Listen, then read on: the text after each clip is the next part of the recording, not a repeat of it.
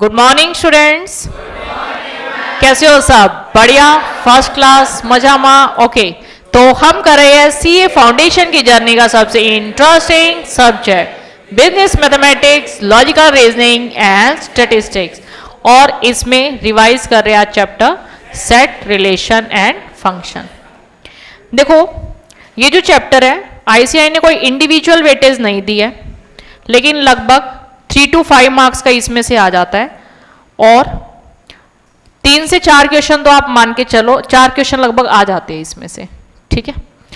जिसमें से ज्यादातर एक क्वेश्चन आप मान के चलो सेट का, 1 से 2, एक क्वेश्चन रिलेशन का, 1 से 2 क्वेश्चन फंक्शन का, लगभग ये रहता है, ठीक है।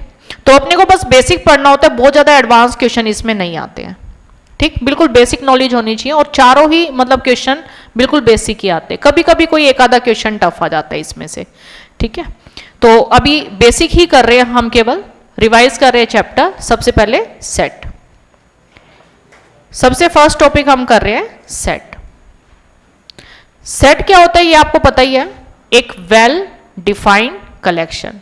वेल डिफाइंड से मतलब समझते हो? वेल डिफाइंड से मतलब होता है you are 100% sure whether a particular element belongs to your collection or not। मतलब क्या है इस बात का? जैसे आप लोग जो स्टूडेंट बैठे हुए हो, मैं कहूं कि एक यहां जो स्टूडेंट बैठे हुए हैं, इनमें से जितने भी बॉयज हैं उनकी कलेक्शन कर लो, तो कर सकते हैं, ठीक है। अब इसमें मैं कहूं जो जितनी भी गर्ल्स हैं उनकी कलेक्शन कर लो, कर सकते हैं, तो ये वेल डिफाइंड है, ठीक है। अब अगर मैं इसमें तुम्हें ऐसे कहूं कि यहां जितने भी इंटेलिजेंट बॉयज है, ठीक है, अब इनकी कलेक्शन करो, तो वो वेल डिफाइंड नहीं है ना, पर्सन टू पर्सन वेरी करेगी, ठीक है। जो पर्सन टू पर्सन वेरी करे उसको हम वेल डिफाइंड नहीं बोलेंगे, ठीक है। अब अगर मैं वोवल का सेट बोलूं तो बताओ वोवल कौन कौन से होते हैं? ए, ई, आई, ओ, यू। तो ये यूनिवर्सल है ना, सबके लिए सेम है, इंडिविजुअल टू इंडिविजुअल वेरी नहीं करता कि किसी को कुछ और वोवल लग रहे हैं, किसी को कुछ और वोवल लग रही है, ऐसा तो नहीं होगा ना, सबकी राय उसके बारे में सेम है। लेकिन इंटेलिजेंसी हो गया, ऑनेस्टी हो गया, इन सब की तो कोई डेफिनेशन नहीं है। बेस्ट हो गया, तो ये वेल डिफाइंड नहीं होता, ठीक है, पर्सन टू पर्सन वेरी करता है। तो अगर मैं कहूं कि बेस्ट क्रिकेटर की कलेक्शन करनी है, कर सकते हो? आपके लिए है ना, हो सकता है किसी और के लिए बेस्ट ना हो। यूनिवर्सल राय, यूनिवर्सल, ठीक है। वो तो अपने इंडिया की बात कर रहे हो ना तुम, ठीक है। अब इसमें वेल डिफाइंड का मतलब समझ में आ रहा है, you are 100% sure whether a particular element belongs to your collection और नॉट। अब मैं कहूं वोवल्स में बी आएगा, तो ना आने के बारे में भी श्योर हो ना, बी नहीं आएगा, ठीक है। तो इसको बोलते हैं सेट, कि यू आर 100% श्योर। अब इसको डिनोट कैसे करते हैं? जैसे अगर आपको वोवल के सेट को डिनोट करता है, कैपिटल लेटर से डिनोट करेंगे, ए, ई, आई, ओ, यू। तो एक तो ये प्रेजेंटेशन हो गई। एक हमारी प्रेजेंटेशन होती है इसी बात को लिखने का एक और तरीका, एक्स सच दैट, फिर आगे कुछ भी लिख लो कि केवल ये एलिमेंट उसको सेटिस्फाई करे। तो बताओ क्या लिखो? एक्स इज ए वोवल, ठीक है। तो ये दो तरीके से इसको रिप्रेजेंट किया जा सकता है। सेट को इन जनरल ऐसे कैपिटल लेटर से रिप्रेजेंट करते हैं, कैपिटल लेटर ए, बी, सी या एक्स, वाई, जेड, ठीक है। सारे ये एलिमेंट्स अलग अलग, ए, ई, आई, ओ, यू, इनको कॉमास की हेल्प से, और ये करली ब्रैकेट। अब देखो इसमें ए इस सेट का मेंबर है, तो इस बात को कैसे शो करते हैं मैथमेटिकली? ए बिलोंग्स टू ए, ठीक है। ये इस बात को दिखाता है कि ए इस सेट का मेंबर है या एलिमेंट है, ठीक है। तो इसको मेंबर भी कह सकते हैं और एलिमेंट भी कह सकते हैं। तो यहां तक बात क्लियर है? एलिमेंट कह लो या मेंबर कह लो। अब अगर मुझे दिखाना है बी, बी बताओ इस सेट से बिलोंग करता है? नहीं। तो इस बात को रिप्रेजेंट कैसे करते हैं mathematically? B does not belongs to A. Clear है इतनी बात? किस तरीके से किसी भी सेट को रिप्रेजेंट किया जाता है। डन। अब अगर किसी सेट में, जैसे इसमें देखो 1 2 3 4 5, कितने एलिमेंट है? 5। तो इसको ऐसे डिनोट करते हैं एन ए। कितने हैं? 5। Number of element in set ए, कितने 5। तो इसको बोलते हैं इस सेट का कार्डिनल नंबर। ठीक है, तो कार्डिनल नंबर से मतलब समझ में आया, किसी सेट में जितने नंबर ऑफ एलिमेंट्स होते हैं वो उस सेट का कार्डिनल नंबर। तो अगर मैंने तुम्हें एक एग्जांपल दिया, ए में वैल्यू है 1 2 3, तो बताओ इसका कार्डिनल नंबर कितना हो जाएगा 3। तो आप इनको काउंट कर सकते हो ना। तो अगर हम एलिमेंट काउंट कर सकें उसको बोलते हैं फाइनाइट सेट। ठीक है, अब अगर मैं नेचुरल नंबर का सेट ले लूं, बताना नेचुरल नंबर कौन कौन से होंगे। नेचुरल नंबर्स हो जाएंगे 1 2 3 एंड सो ऑन, चलते जाएंगे। अब बताओ इसमें कितनी वैल्यू है, काउंट कर सकते हो नहीं, तो ये कैसा सेट हो गया, इनफाइनाइट सेट। ठीक है, अब मान लिया कोई सेट ऐसा है जिसमें कुछ भी नहीं है। मान लिया मैंने आपको एक नंबर दिया, एक नंबर जो 4 से लेस है और 7 से ग्रेटर है। बताना कौन कौन सी वैल्यू आएगी। 4 से छोटी भी हो और 7 से बड़ी भी हो, पॉसिबल ही नहीं है ना, तो कुछ भी नहीं आएगा इसमें। तो ये क्या हो जाएगा, एम्प्टी, कुछ भी नहीं लिखेंगे इसमें। ठीक है, तो इसको रिप्रेजेंट करते हैं 5 से। ठीक है, तो ये एम्प्टी सेट, समझ में आ रहा है, एम्प्टी सेट जिसमें कुछ भी नहीं होता। तो इसमें नंबर ऑफ एलिमेंट कितने हुए, 0।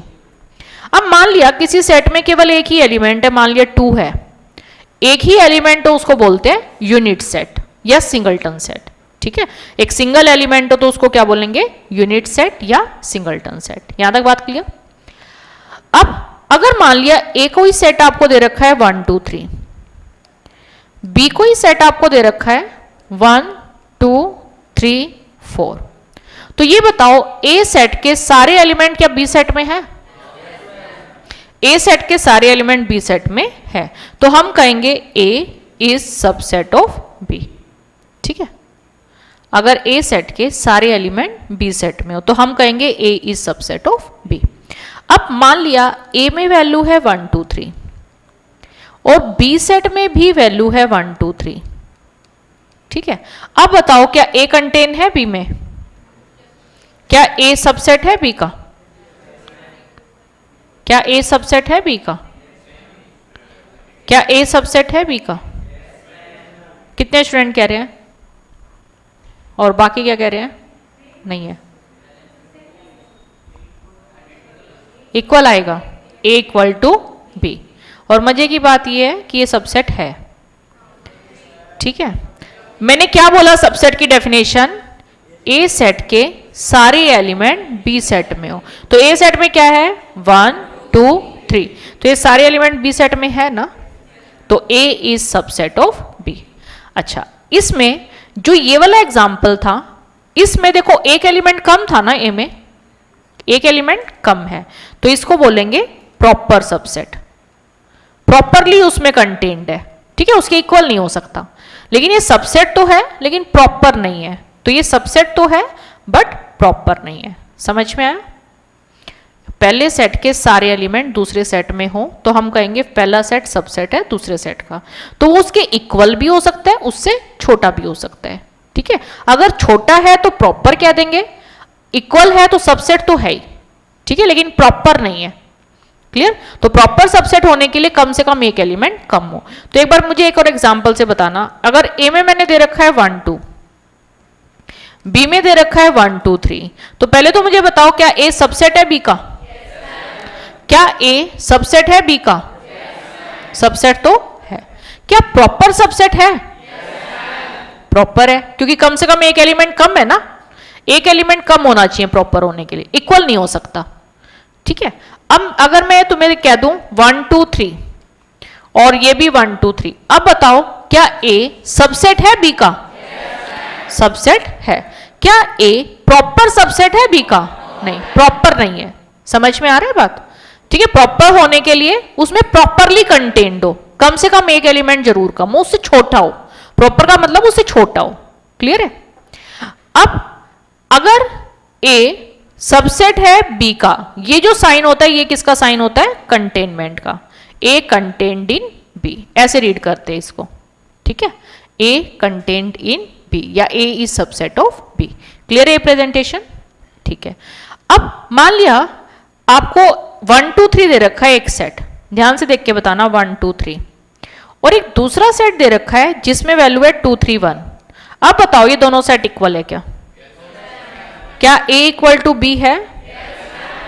क्या A इक्वल टू बी है? A इक्वल टू बी है, लेकिन यहां तो देखना वैल्यू 1 2 3 इधर 2 3 1 है, कोई फर्क नहीं पड़ता, ठीक है, तो ऑर्डर मैटर नहीं करता। अब मैं इधर क्या दूं, A में वैल्यू है 1 2 3 और B में वैल्यू है 1 1 2 3। अब बताओ A इक्वल टू बी है क्या? अब B है। रिपीटेशन मैटर नहीं करती, डिफरेंट एलिमेंट काउंट करोगे, ठीक है। तो सेट में ना ही रिपीटेशन मैटर करती ना ही ऑर्डर मैटर करता। क्लियर है? ओके। अब एक सेट दे रखा है A, उसमें वैल्यू है 1 2, ठीक है। फाइव एम्प्टी सेट तो सबका ही सबसेट होता है, ठीक है, तो five subset of every set. अब देखो इसका कोई एक छोटा सेट 1 बन जाएगा, 1 इसका सबसेट है, ठीक है, 2 इसका सबसेट है और ये खुद भी तो सबसेट हो ही जाएगा 1 2, ठीक है। तो यहां से दो डेफिनेशन हमारे क्लियर हो जाती है, empty set is subset of every set. Empty set सबका सबसेट होता है और कोई भी सेट खुद का भी सबसेट होता है, ठीक है। तो any set is subset of itself और empty set is subset of every set. अब बताओ इसमें 2 एलिमेंट थे तो इसके सबसेट कितने बने? 4। तो इसके नंबर ऑफ सबसेट कितने बने? 4, ठीक है। अब एक और एग्जांपल लो, A इज इक्वल टू 1 2 3। एक बार इसके मुझे सबसेट बना के दिखाओ।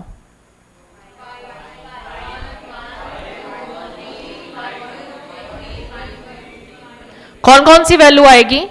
5 1 2 3 1 2 1।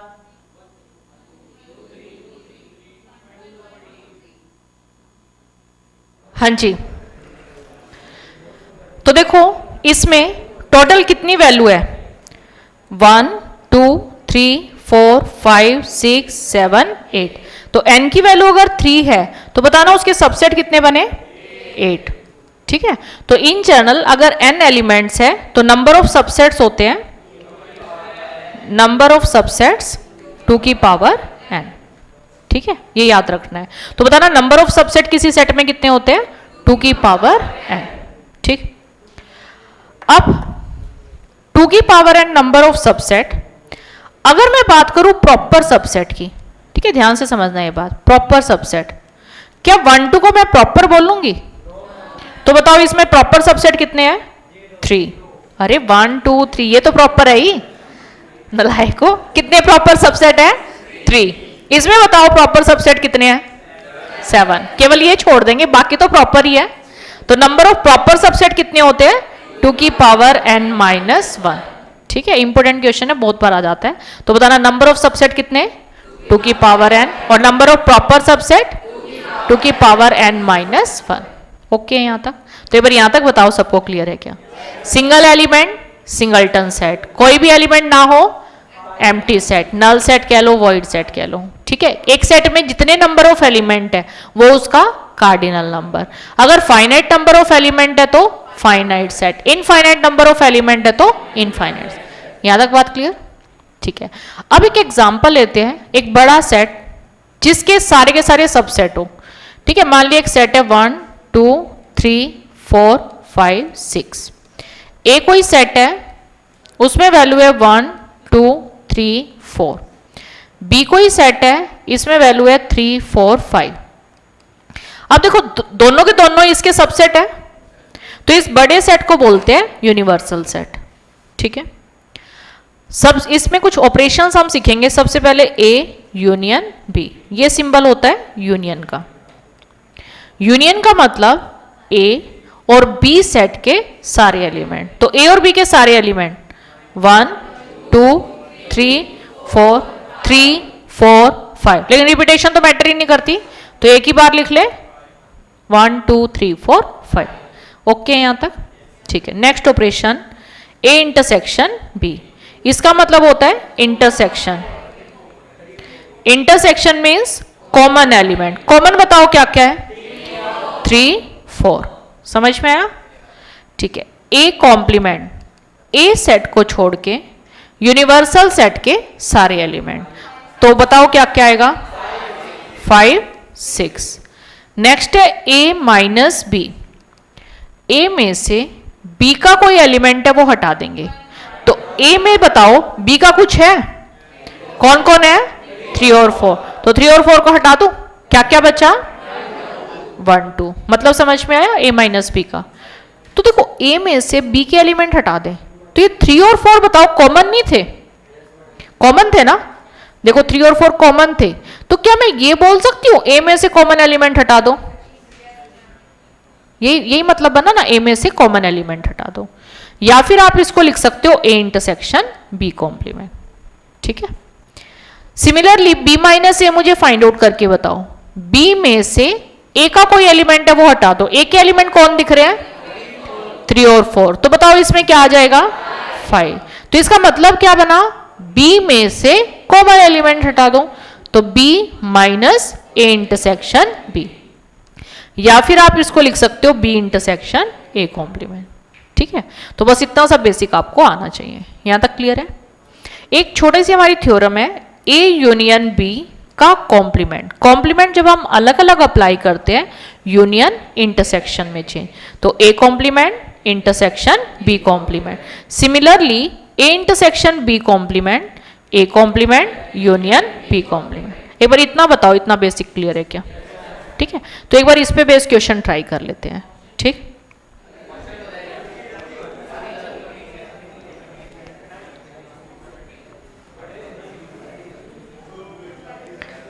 क्वेश्चन करो फटाफट। a intersection b complement, complement अलग अलग अप्लाई करें तो इंटरसेक्शन यूनियन में चेंज, तो a complement union b complement. कौन सा ऑप्शन आंसर? सेकंड। ध्यान से देखना, इंपॉर्टेंट क्वेश्चन है। a कंटेन है b में, यानी कि a छोटा सेट है b का, a सबसेट ऑफ b। एक एग्जांपल ले लेते हैं। चलो, a मान लिया 1 2 है, b मान लिया 1 2 3 है। अब बताओ a यूनियन b क्या आएगा? कितना आएगा? 1 2 3। किसके इक्वल आ रहा है? किसके इक्वल? b के इक्वल। तो यूनियन हमेशा बड़े सेट के इक्वल। अब a और b में कॉमन बताओ क्या आएगा? 1 2। तो इंटरसेक्शन छोटे सेट के इक्वल। ठीक है। तो अगर a b में कंटेन होता है, यूनियन बड़े सेट के इक्वल, इंटरसेक्शन छोटे सेट के। ठीक है। बहुत इंपॉर्टेंट क्वेश्चन है, कई बार आ जाता है एग्जाम में। समझ में आया? नहीं होता है तो कोई एग्जाम्पल लेके कर लो, सिंपल सा। ठीक है। नेक्स्ट क्वेश्चन करो सॉल्व। सॉल्व करते जाओ।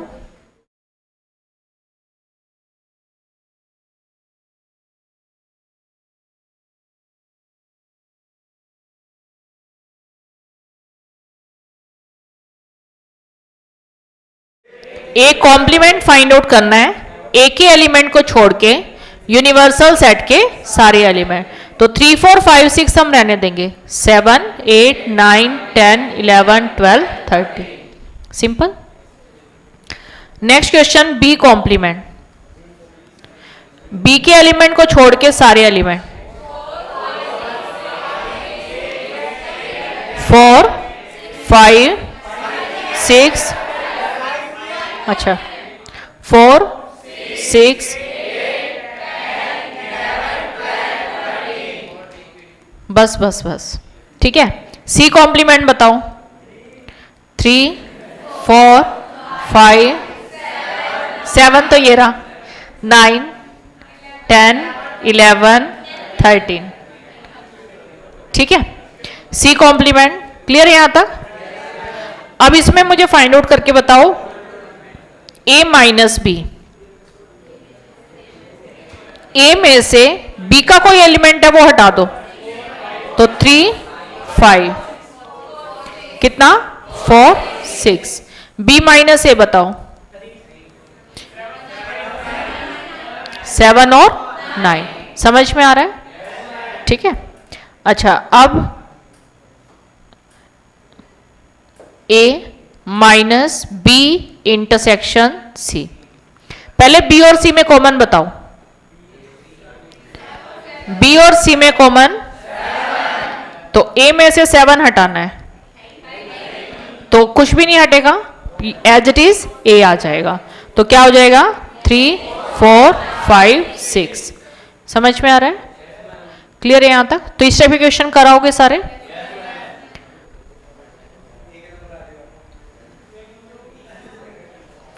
नेक्स्ट करो फोर्थ क्वेश्चन। ये इनकी प्रैक्टिकल एप्लीकेशन आ गई। एक बार मैं फॉर्मूला बता देती हूं। दो फॉर्मूले हमारे पास। Number of element in A union B, ये वैल्यू होती है ए के सारे element minus A intersection B. ठीक है, ए के सारे एलिमेंट ले लो, बी के सारे एलिमेंट ले लो, जो कॉमन एलिमेंट है उनको हटा दो। नेक्स्ट है A union B union C. ये आपका हो जाएगा ए के एलिमेंट प्लस सी के एलिमेंट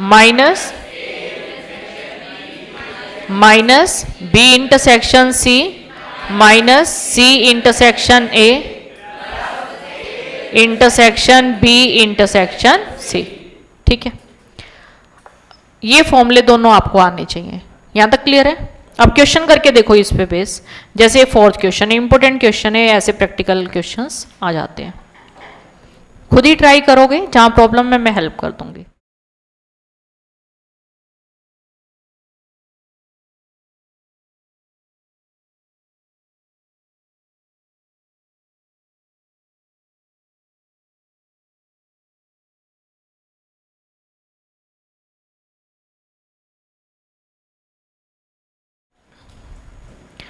टोटल पॉपुलेशन 50,000 है, जिनमें से एक्स रीड करते हैं 28,000, वाई रीड करते हैं 23,000 एंड एक्स इंटरसेक्शन वाई, जब एंड वर्ड आ जाता है दोनों रीड कर रहे हैं ना, तो ये है 4,000। तो बताओ यूनियन फाइंड आउट कर सकते हो? यूनियन कैसे आएगी? ए प्लस बी माइनस इंटरसेक्शन। तो कितनी वैल्यू आ रही है? 47,000। तो 47,000 ऐसे जो इनमें से कोई ना कोई रीड करते हैं। ठीक है, या तो x या y। ठीक है, तो ये बताओ टोटल 50,000 है, जिसमें से 47,000 ऐसे जो इनमें से कोई ना कोई न्यूज़पेपर रीड करते हैं। तो बाकी बचे कितने? 3,000 जो इनमें से कुछ भी यूज नहीं करते। ठीक है, नेक्स्ट क्वेश्चन सॉल्व करते जाओ।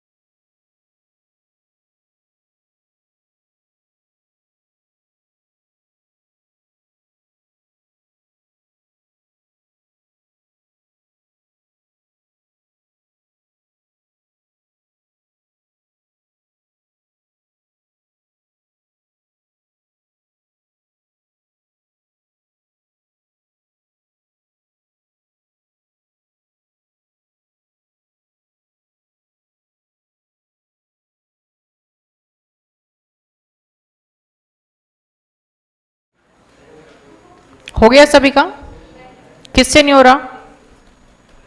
फॉर्मूला क्लियर है?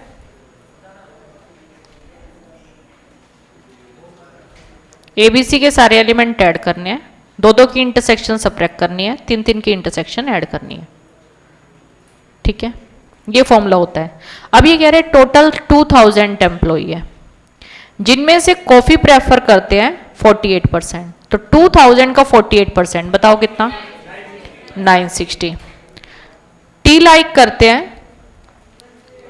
1080, स्मोक 1280। यहां तक बात क्लियर है? नेक्स्ट है C intersection T, 28% 560, T intersection S 640, C intersection S 600, 6% none of these. तो 6% यानी कि 120, तो 120 इसमें से हटा देंगे तो बाकी बचा कितना? 1880। तो ये यूनियन आ गया हमारे पास। तो यूनियन हमें दे रखा है C union T union S 1880। अब फॉर्मूला हमें पता है, यूनियन किसके इक्वल? A plus B plus C minus तीनों की intersection plus C intersection T intersection S. ठीक है, करो सोल्व।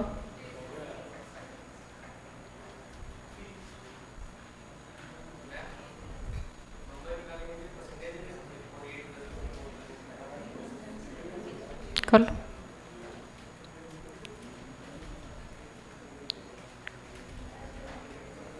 देखो कितनी वैल्यू आ गई, कितनी? 360। हो गया सभी का? क्लियर? नेक्स्ट, इसमें से हमें बताना है number of employ having T and S but not C. देखो जब तक हमारा सिंपल क्वेश्चन होता है, सिंपल क्वेश्चन से मतलब होता है इनमें से कोई भी वैल्यू हमें फाइंड आउट करनी हो, सिंपल क्वेश्चन हो हमेशा ये फॉर्मूला यूज करना है। ठीक है, देखो 1 2 3 4 5 6 7 8 वैल्यू है, 7 वैल्यू दे रखी है, 8th फाइंड आउट करनी है, मतलब सिंपल क्वेश्चन है। ठीक है, इसके अलावा कोई भी क्वेश्चन हो, जैसे ये क्वेश्चन है T and S but not C, हमेशा वेन डायग्राम का यूज करना है। ठीक है, वेन डायग्राम बनाते कैसे हैं? वेन डायग्राम देखो,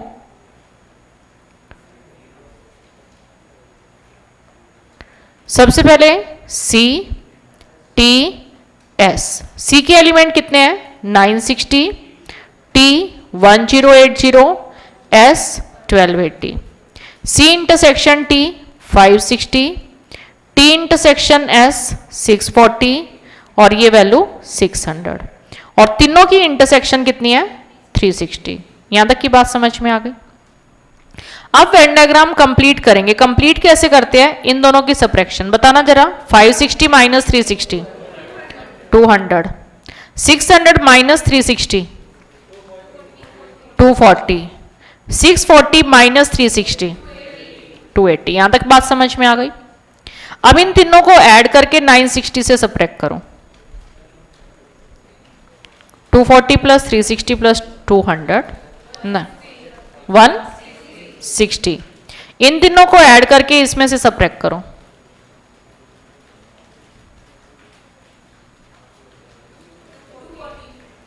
इन तीनों को ऐड करके इसमें से सब्ट्रैक्ट करो।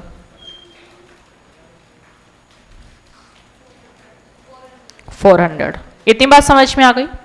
अब कोई भी क्वेश्चन पूछा है आप कर सकते हो। जैसे इसने क्या बोला है? T and S but not C, T and S, T and S but not C, तो ये वाली वैल्यू आ जाएगी 280। समझ में आया? ऐसे अगर मैं तुमसे पूछ लूं C and T but not S 200, C and S but not T 240। समझ में आ रहा है? नेक्स्ट बताओ सी और एस बट नॉट टी,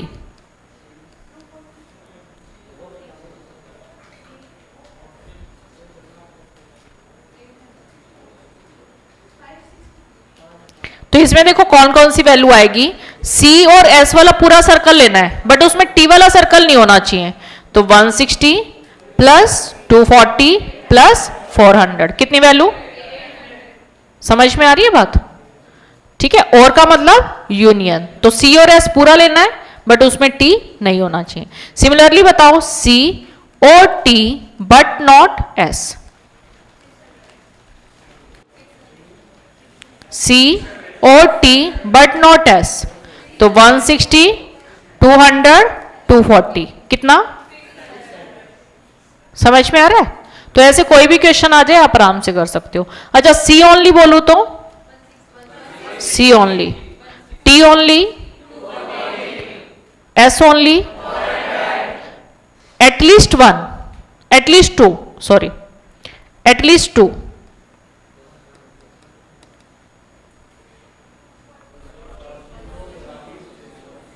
कौन कौन सी वैल्यू आएगी इसमें? आएगी 200, 240, 280 एंड 360। तो 200, 240, 280 एंड 360 समझ में आया? अच्छा एग्जैक्टली टू, एग्जैक्टली टू में 360 नहीं आएगा बस, ठीक है, तो इसमें आ जाएगा आपका एग्जैक्टली में 200, 240, 280 समझ में आ रहा है? तो कोई भी क्वेश्चन हो प्रैक्टिकल आप इस तरीके से कर सकते हो with the help of Venn diagram. Done,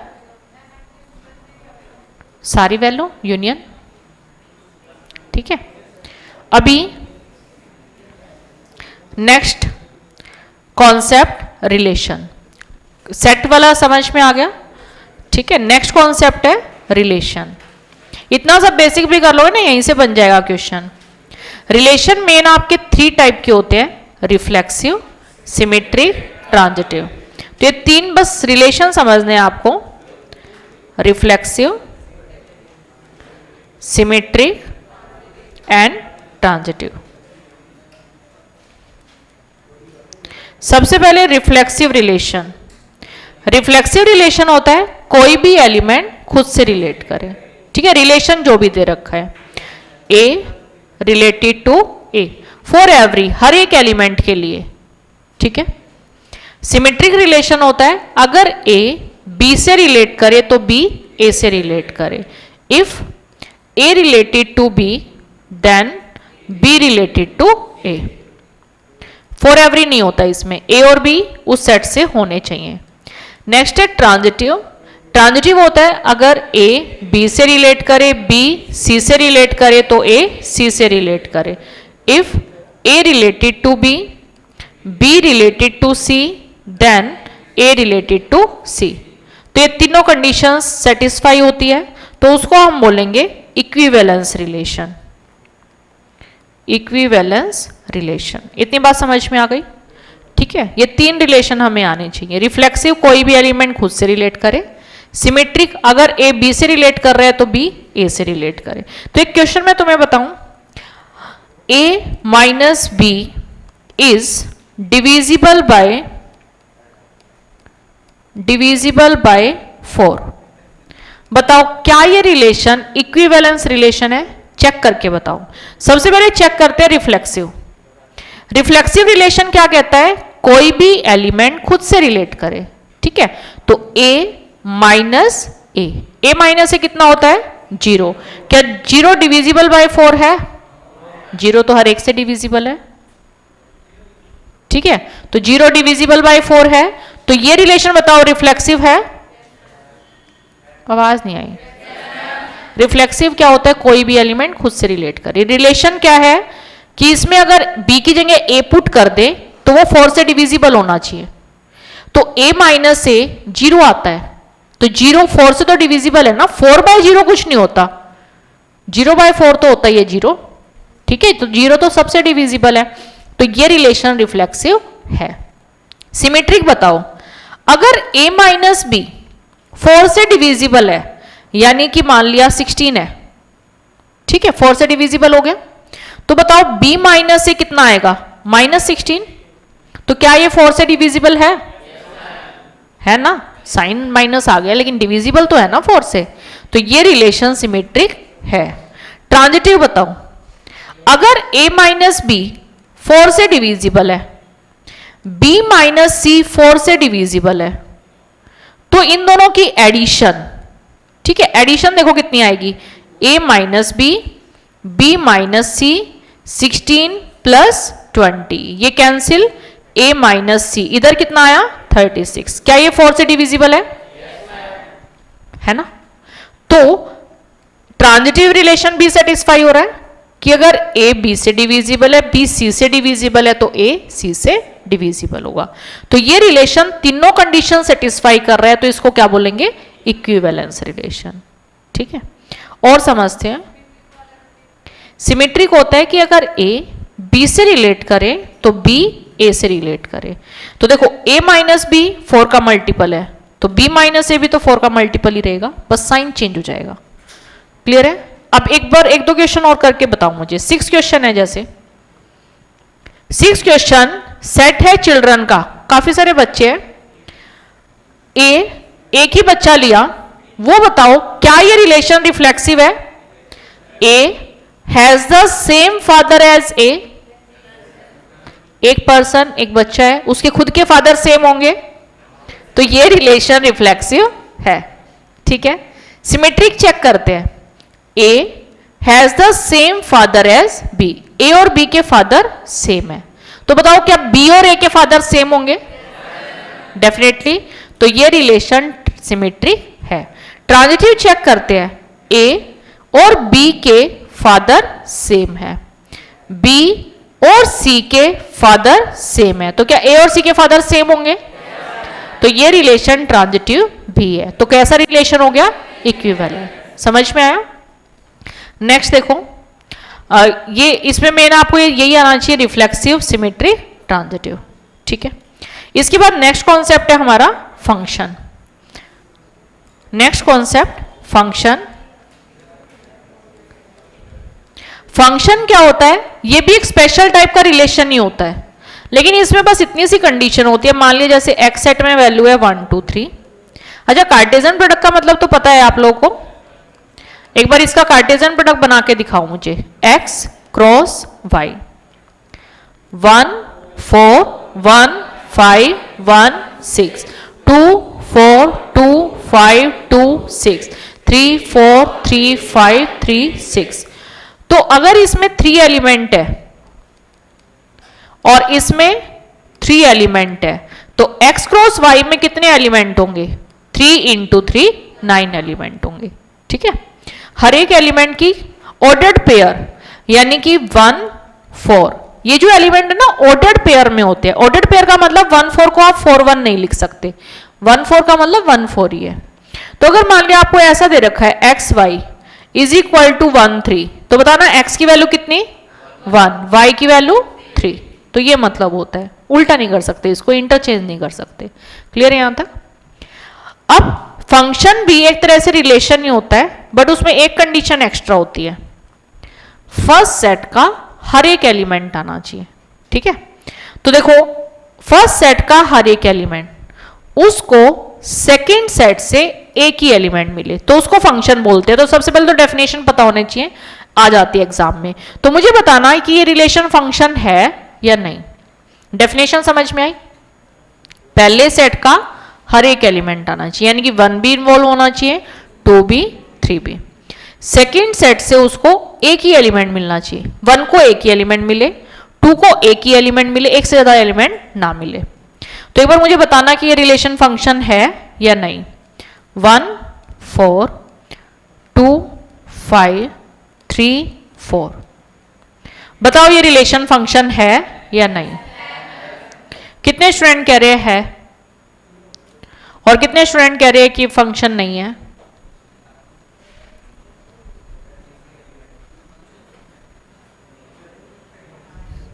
एक बार डेफिनेशन फिर से मैं पढ़ती हूं। फर्स्ट सेट का हर एक एलिमेंट, तो बताओ फर्स्ट सेट से 1 आ रहा है, 2 आ रहा है, 3 आ रहा है, फर्स्ट सेट का हर एक एलिमेंट आ गया। ठीक है, क्या 1 को सेकेंड सेट से एक ही एलिमेंट मिला? 1 को कौन कौन मिल रहा है? एक ही एलिमेंट मिला। ठीक है, 2 को बताओ कौन कौन मिला? एक ही एलिमेंट मिला। 3 को बताओ कौन कौन मिला? एक ही एलिमेंट मिला। तो हर एक को बस एक ही एलिमेंट मिल रहा है ना, एक से ज्यादा तो नहीं मिल रहे। तो ये रिलेशन फंक्शन है। ठीक है, अब मान लिया मैं यहां पे ऐसे दे देती 1 4 1 5 2 4 3, 5, मान लीजिए ये वैल्यू है। अब बताओ क्या फर्स्ट सेट के हर एक एलिमेंट को एलिमेंट मिल रहा है? 1 को भी मिला, 2 को भी मिला, 3 को भी मिला, हर एक एलिमेंट को मिला। बट 1 को देखो क्या क्या मिला, 4 और 5, 2 एलिमेंट मिल गए। तो 1 को 4 भी मिल रहा है, 5 भी मिल रहा है, 2 एलिमेंट मिल गए ना, एक ही मिलना चाहिए था। तो ये रिलेशन फंक्शन नहीं है। समझ में आया? एक एलिमेंट को एक ही एलिमेंट मिले। क्लियर? तो डेफिनेशन बताओ क्लियर हो गई सभी को? तो पहला हमारा फर्स्ट टाइप क्वेश्चन है, आपको डेफिनेशन क्लियर होनी चाहिए। फिर कुछ एक क्वेश्चन देखिए, आपको इनवर्स फाइंड आउट करना आना चाहिए। ठीक है, इनवर्स कैसे फाइंड आउट करते हैं? F of x is equal to y put कर दो। मान लिया 2x प्लस 3 है, इसका इनवर्स फाइंड आउट करो। कैसे करना है? इसको इक्वल टू वाई पुट कर दो। कैसे भी सॉल्व करो, x एक तरफ आ जाए, बाकी क्वेश्चन एक तरफ। एक बार करो इसको सॉल्व। इतना 3 को उधर ले जाओ, y माइनस 3, तो x कितना हो गया? y माइनस 3/2 हो गया यहां तक। जब इतना हो जाए, x एक तरफ बाकी क्वेश्चन एक तरफ, तो जहां भी y है उसकी जगह x पुट कर दो। तो आंसर क्या आ गया? x minus 3/2। ओके है यहां तक? ये बताओ इनवर्स फाइंड आउट करना आ गया क्या? तो एक क्वेश्चन मुझे करके बताओ, 5x plus 10 is equal to 7, sorry 5x plus 10, ये हमारी y की वैल्यू है। तो इसको क्या लिखा? y माइनस 10, तो x की वैल्यू y माइनस 10/5। x एक तरफ बाकी क्वेश्चन एक तरफ हो गया, तो y की जगह क्या पुट कर देंगे? x। तो कितना आंसर? x minus 10/5। ओके है यहां तक? ठीक है, ये बात समझ में आ गई सभी को? इसके बाद नेक्स्ट है वैल्यू पुट करने वाले क्वेश्चन। मान लीजिए ये दे रखा है x² प्लस 2x प्लस 1, ये कोई क्वेश्चन है। हमें वैल्यू फाइंड आउट करनी है f ऑफ 1 की। कैसे करोगे? जहां भी आपको x नजर आ रहा है उसकी जगह 1 पुट कर दो। करो पुट, 1 प्लस 2 प्लस 1, कितना answer? 4। f of 4 find out करो। 4 स्क्वायर प्लस 2 इंटू 4 प्लस 1, तो 16 प्लस 8 प्लस 1, कितना? 25। समझ में आ रहा है वैल्यू पुट करने वाले क्वेश्चन? अब f of x plus h ये फाइंड आउट करो। तो बस जहां भी x से क्या पुट कर दो? x plus h। तो बस इतना ही करना होता है, जो भी जहां जहां तुम्हें x नजर आए ये वाली वैल्यू पुट कर दो। ठीक है, करो सोल्व। x प्लस h का square plus 2 time x plus h plus 1, तो a plus B whole square बताओ क्या होता है? a square plus b square plus 2ab, तो ये बन जाएगा x square plus h square plus 2xh, 2x plus 2h plus 1, ये आंसर आ जाएगा। समझ में आ रहा है वैल्यू कैसे पुट करनी है? एक लास्ट कॉन्सेप्ट है कंपोजिट फंक्शन। कंपोजिट फंक्शन होता है f ऑफ x, मान लिया दे रखा है x square, g of x दे रखा है x प्लस 1। हमें फाइंड आउट करना है f सर्कल gx। कैसे फाइंड आउट करते हैं? सबसे पहला स्टेप, सर्कल की जगह ब्रैकेट लगाएंगे, तो f of g of x। यहां तक ओके है? सर्कल ब्रैकेट में जो भी है उसकी वैल्यू पुट कर दो। ब्रैकेट में क्या दिख रहा है तुम्हें? इसकी वैल्यू पुट कर दो x प्लस 1। ठीक है, अब देखो आपको वैल्यू पुट करना अभी अभी सिखाया था। x की वैल्यू क्या पुट करेंगे? x प्लस 1, तो x प्लस 1 का स्क्वायर। समझ में आया? सिमिलरली मुझे फाइंड आउट करके दिखाओ g सर्कल f।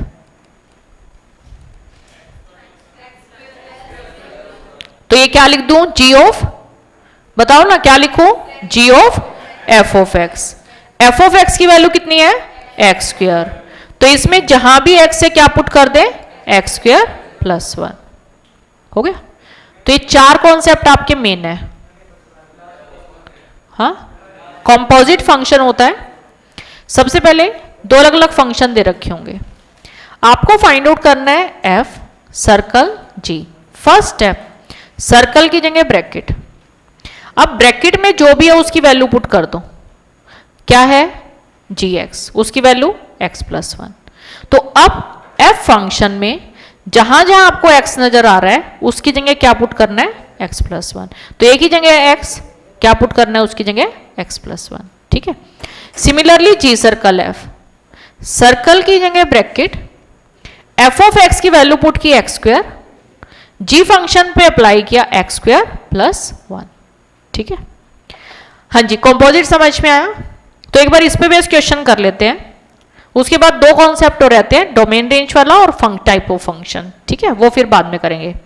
तो एक बार 7th question, f of x given है, f इनवर्स फाइंड आउट करना है, सॉल्व करो।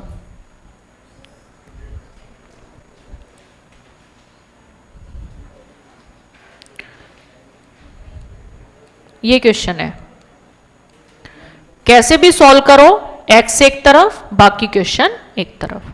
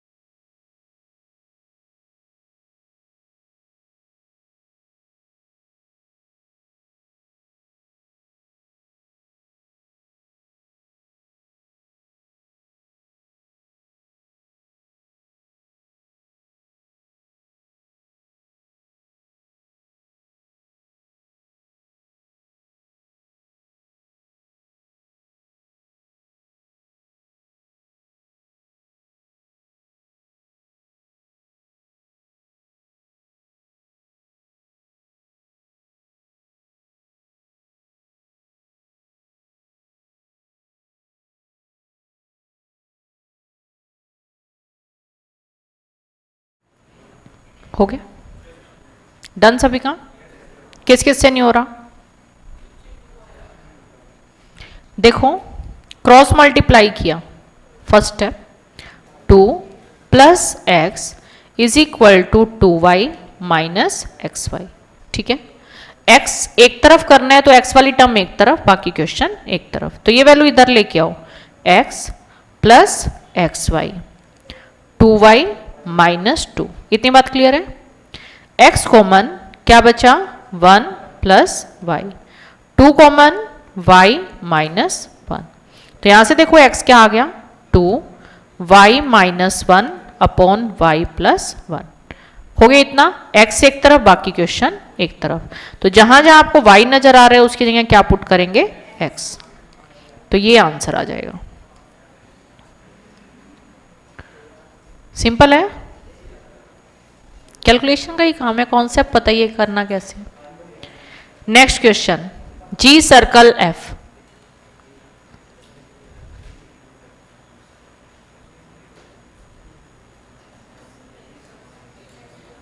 g of f of x। तो पहले ब्रैकेट के अंदर वाली वैल्यू पुट करो। f ऑफ x कितना है? x plus 3। अब इसमें जहां भी x है क्या पुट करना है? x plus 3। ठीक है, क्लियर है यहां तक?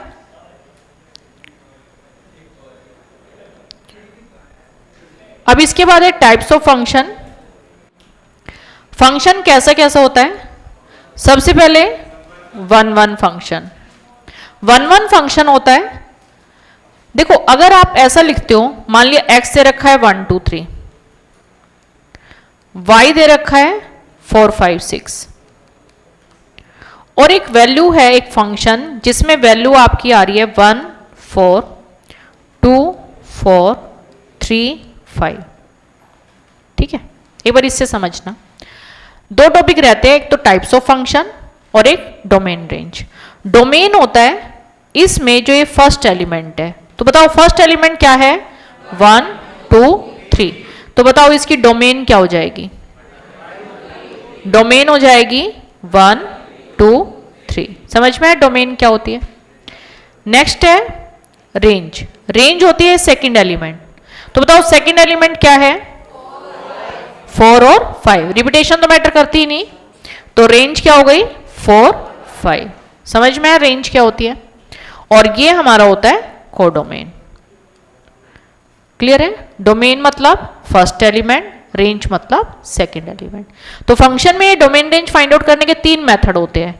तो ये हो गया हमारा फर्स्ट मेथड, अगर ये वाली फॉर्म दे रखी है तो कोई टेंशन है ही नहीं ना, अगर ये वाली फॉर्म दे रखी है। अब इसी में मैं बताती हूँ टाइप्स ऑफ फंक्शन कैसे करोगे वो देखो। इसको ऐसे बनाओ डायग्राम को, ये x और ये y, इसमें वैल्यू है 1 2 3, इधर वैल्यू है 4 5 6। तो इसको बनाओ 1 4, 1 को क्या मिल रहा है 4, 2 को क्या मिल रहा है 4, 3 को क्या मिल रहा है 5। ठीक है। 1 1 फंक्शन होता है अगर y की एलिमेंट को, इस देखो अगर x को y मिलता है इसको बोलते हैं इमेज। ठीक है। y को x मिलता है इसको बोलते हैं प्री इमेज। ठीक है। अगर y के एलिमेंट को एक प्री इमेज मिले तो इसको बोलते हैं 1 1 फंक्शन। समझ में आया। y के एलिमेंट को एक प्री इमेज मिले 1 1 फंक्शन। तो यहां बताओ 4 को कितनी प्री इमेज मिल रही है 2, तो ये 1 1 फंक्शन नहीं है। तो ये हमारा है मैनी वन फंक्शन। ठीक है। एक एलिमेंट ऐसा जरूर हो जिसको एक से ज्यादा प्री इमेज मिले तो उसको बोलते हैं मैनी वन। अब ऑन टू फंक्शन होता है y के हर एक एलिमेंट को कोई ना कोई इमेज मिल जाए, और इनटू होता है एक एलिमेंट ऐसा हो जिसको कुछ भी ना मिले, कोई भी प्री इमेज ना मिले। अब बताओ यहां 6 को कोई प्री इमेज मिल रही है, तो बताओ ये कैसा फंक्शन हो गया, इनटू फंक्शन। समझ में। तो ये कैसा फंक्शन हो गया, मैनी वन इनटू फंक्शन। ठीक है। तो एक बार इस डेफिनेशन को समझते हैं। 1 1 फंक्शन क्या होता है, एक बार इसमें से बताना मुझे। अगर मैं तुम्हें ऐसा देती हूं, अब बताओ ये फंक्शन 1 1 फंक्शन है, ये 1 1 फंक्शन है। ठीक है। क्या ये फंक्शन ऑन टू फंक्शन है, ऑन टू है। ऑन टू के लिए क्या होता है, हर एक एलिमेंट को कुछ ना कुछ मिले। तो यहां देखो हर एक एलिमेंट को मिल रहा है ना, तो ये ऑन टू फंक्शन है। अब मैंने एक और एग्जांपल दिया तुम्हें, इसमें मान लिया ये क्वेश्चन है। ठीक है। अब बताओ क्या ये फंक्शन 1 1 है, 1 1 नहीं है, मैनी वन है क्योंकि 4 को एक से ज्यादा प्री इमेज मिल रही है। ठीक है। क्या ये फंक्शन ऑन टू है, क्या ये फंक्शन ऑन टू है। ऑन टू के लिए क्या होता है, हर एक एलिमेंट को कुछ ना कुछ मिले। तो यहां हर एक एलिमेंट को मिल रहा है कुछ कुछ नहीं, तो ये ऑन टू नहीं है। तो ये कैसा फंक्शन हुआ, मैनी वन इनटू। समझ में आया कॉन्सेप्ट। तो बस ये है टाइप्स ऑफ फंक्शन, सिंपल है। ठीक। तो ऐसे आप एग्जाम्पल अगर ऐसा फॉर्म नहीं दे रखी तो 2 4 वैल्यू पुट कर करके देख लो। ठीक है। जैसे ये क्वेश्चन है 2 की पावर x। अब इसमें देखो इधर सारे के सारे रियल नंबर है, माइनस इन्फिनिटी से लेके इन्फिनिटी, इधर भी सारे के सारे रियल नंबर है। ठीक है। तो चेक करके बताना, इधर 2 की पावर x मतलब जब हम x पुट करते हैं, x मतलब कोई भी रियल नंबर पुट करेंगे, इसमें 1 पुट करेंगे तो कितना आएगा 2, 2 पुट करेंगे 4, 3 पुट करेंगे, 2 वैल्यू तो नहीं आएंगी ना, 2 वैल्यू तो नहीं आएगी ना। तो ये बताओ कि यहां एक एलिमेंट को एक ही एलिमेंट मिलेगा ना, एक से ज्यादा एलिमेंट तो नहीं मिलेंगे। तो फंक्शन कैसा हुआ 1 1। ठीक है। अब मुझे बताओ क्या ये फंक्शन इनटू है या ऑन टू है। ऑन टू फंक्शन क्या होता है, हर एक एलिमेंट को कुछ ना कुछ मिले। आपने इसमें 1 पुट किया कितना आएगा 2, -3 पुट किया कितना आएगा 1/8। ठीक है। तो देखो चाहे आप नेगेटिव पुट कर लो, पॉजिटिव पुट कर लो, वैल्यू पॉजिटिव ही आ रही है ना। तो ये बताओ सारी वैल्यू पॉजिटिव आ रही है, कुछ भी मर्जी पुट करो, नेगेटिव वैल्यू को कुछ भी प्री इमेज मिलेगी, कुछ भी पुट करके पॉजिटिव वैल्यू आ रही है। तो यहां केवल पॉजिटिव वैल्यू को, पॉजिटिव वैल्यू है ना, नेगेटिव वैल्यू को तो प्री इमेज है ही नहीं। तो बताओ कैसा फंक्शन हो गया, इनटू फंक्शन, है ना, कितने सारे एलिमेंट है जिनको कुछ भी नहीं मिल रहा, अगर हर एक एलिमेंट को कुछ मिले तो क्या हो जाएगा, ऑन टू। तो ये कैसा फंक्शन हो गया, इनटू। समझ में आ रहा है, ऐसे कोई भी एग्जाम्पल लेके करके देख लो, ठीक है। एक डोमेन रेंज वाला कॉन्सेप्ट, ये समझ में आ रहा है, बेसिक अगर क्वेश्चन आता है तो कैसे सोल्व करोगे, डोमेन मतलब फर्स्ट एलिमेंट, रेंज मतलब सेकंड एलिमेंट। तो बस ये 6 टाइप के क्वेश्चंस है, तो इतना सब बेसिक करके भी ना आपके काफी सारे क्वेश्चंस कवर हो जाते हैं, ठीक है। चलो आज के लिए इतना ही, ओके बाय बाय। अच्छे से कर लेना, इतना सा करके भी काफी सारे क्वेश्चन हो जाएंगे कवर।